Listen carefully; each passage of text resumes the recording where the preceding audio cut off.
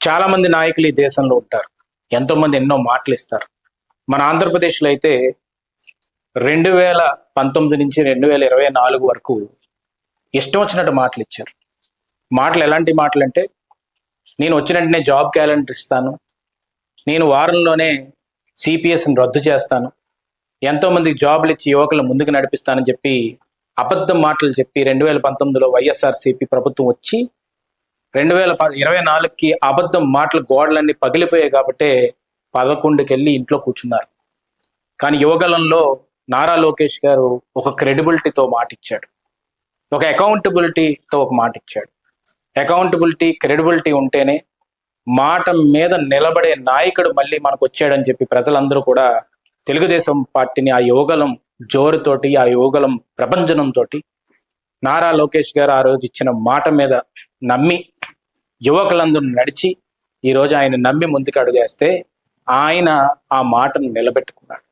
అందుకనే 15,941 టీచర్ పోస్టులు తీసుకొచ్చి లాస్ట్ ఇయర్ ఎంతో మందికి కూడా మెగా డిఎస్సి అని అనౌన్స్ చేసినందుకు ఆ మెగా డిఎస్సిని రిలీజ్ చేసి ఎంతో మంది మొహాల్లో, యువకుల మొహాల్లో, యువకులందరూ కూడా ఇక్కడ కూడా నర్సీపట్నంలోనే కాదు ఆంధ్రప్రదేశ్ మొత్తం కూడా ఎంతో వెలుగులతో పండగ చేసుకున్నారు. ఆ రోజు క్రాకర్స్ కాల్చారు.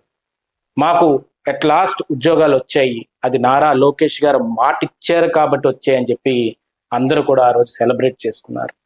తర్వాత చూసుకుంటే కానిస్టేబుల్ ఉద్యోగాలు 6,096 ఉద్యోగాలు, అన్ని ఉద్యోగాలని కూడా తీసుకొచ్చి లాస్ట్ ఇయర్ ఒక పండగ వాతావరణం తీసుకొస్తే ఈరోజు 10,060 ఉద్యోగాలు మన కోసం అని చెప్పి ఈరోజు జాబ్ క్యాలెండర్ రిలీజ్ చేసి, ఆ జాబ్ క్యాలెండర్ రిలీజ్ చేయడంతో పాటు డేట్ వైజ్ ఇవ్వడం, అంటే మే 15ని ఇన్ని ఉద్యోగాలు ఇవ్వబోతున్నాను, అలాగే మళ్ళీ ఆగస్టు 15ని ఇవ్వబోతున్నాను స్వతంత్ర దినోత్సవం అప్పుడు, మళ్ళీ సెప్టెంబర్లో ఇవ్వబోతున్నాను 15వ తారీఖుని, అక్టోబర్లో ఇవ్వబోతున్నాను 15వ తారీఖునని మాటిచ్చి మాట తప్పకుండా మాట మీద నిలబడి డేట్లతో సహా చెప్పిన ఏకైక క్రెడిబిలిటీ ఉన్న ఏకైక నాయకుడు నారా లోకేష్ గారు అనేది ఈరోజు ఆంధ్రప్రదేశ్ ప్రజానికం మొత్తం కూడా, యువకుల మొత్తం కూడా, ఇప్పుడు జెన్జీ జనరేషన్ మొత్తం కూడా మాటిస్తే మాట మీద నిలబడతాడు అనేది గుర్తుపెట్టుకోవాల్సిన అవసరం ఎంతైనా ఉంది నారా లోకేష్ గారి గురించి. అలాంటి నాయకత్వంలో మీ అందరం కూడా పనిచేస్తున్నందుకు ఎంతో గర్వంగా అనిపిస్తుంది.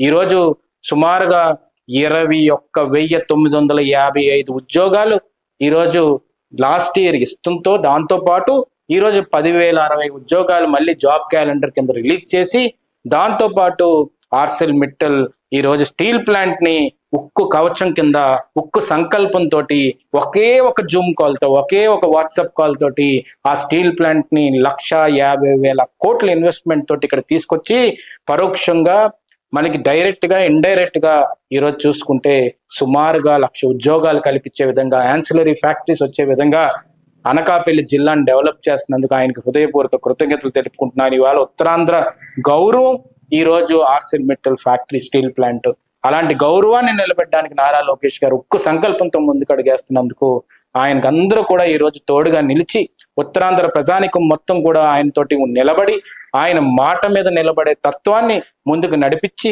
రేపు రానున్న రోజుల్లోని ఇంకో 10 ఏళ్ళు కూటమి ప్రభుత్వాన్ని తీసుకొచ్చి ఇలాంటి ఫ్యాక్టరీలు, ఇలాంటి ఉద్యోగాలు మరెన్నో ఇచ్చే విధంగా, ఎందుకంటే మాట మీద నిలబడతాను అని చెప్పి జగన్మోహన్ రెడ్డి 2019 నుంచి 24 వరకు మాట మీద మాట తప్పను, మడమ తిప్పను, ఈ మాటలన్నీ కూడా ప్రాస బాగుందని ఇష్టం వచ్చినట్టు వాడేశారు.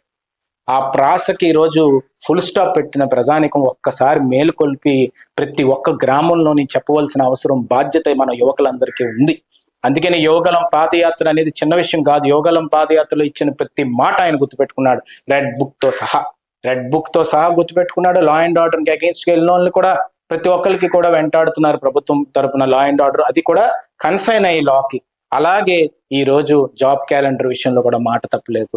ఈ రోజు టీచర్స్ ఉద్యోగాల విషయంలోని మెగా డిఎస్సి ఇచ్చి మాట తప్పలేదు, కానిస్టేబుల్స్ కి ఉద్యోగాలు ఇచ్చి మాట తప్పలేదు, జాబ్ క్యాలెండర్ కూడా డేట్ వైజ్ ఇచ్చి ఇప్పుడు మాట తప్పలేదు.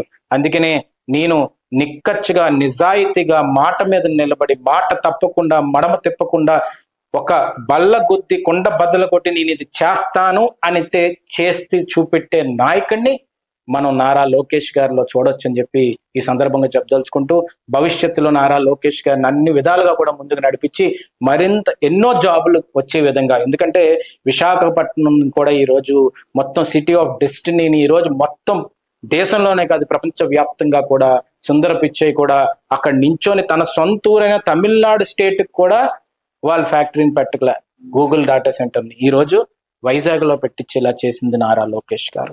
అక్కడికి వెళ్ళి అమెరికాకి వెళ్ళినా కూడా, దావోస్కి వెళ్ళినా కూడా ఎన్ని కంపెనీస్ తో మాట్లాడాం, ఎంతమంది తోటి మనం డీల్ చేసాం, ఎన్ని ఉద్యోగాలు వస్తున్నాయి దాని మీద రివ్యూ చేసుకోవడం కానీ, అలాగే మధ్యాహ్న భోజ పథకంలోని ఏదన్నా కానీ ట్రాన్స్పరెన్సీని మిస్ అవుతే ఆ స్కూల్కి వెళ్ళి స్వయంగా ఆయన అన్నం తిని ఆ మధ్యాహ్నం భోజనం పథకం కూడా అన్ని విధాలుగా కూడా టీచర్స్ సరిగ్గా చూసుకుంటున్నారో లేదో కూడా చూసుకొని హాస్టల్స్కి వెళ్ళి విజిట్లు చేసి ఇలాంటి నాయకుడు ఉండడం అదృష్టంగా భావిస్తూ రేపు ఆయన ఉత్తరాంధ్రకి రావడం జరుగుతుంది. దానికి ముఖ్యంగా మనం అందరం కూడా కృతజ్ఞతలు తెలుపవలసిన అవసరం ఎంతైనా ఉందని చెప్పి ఈ సందర్భంగా సవినీయంగా మనం చేసుకుంటూ సెలవు తీసుకుంటున్నాను. Thank you very much.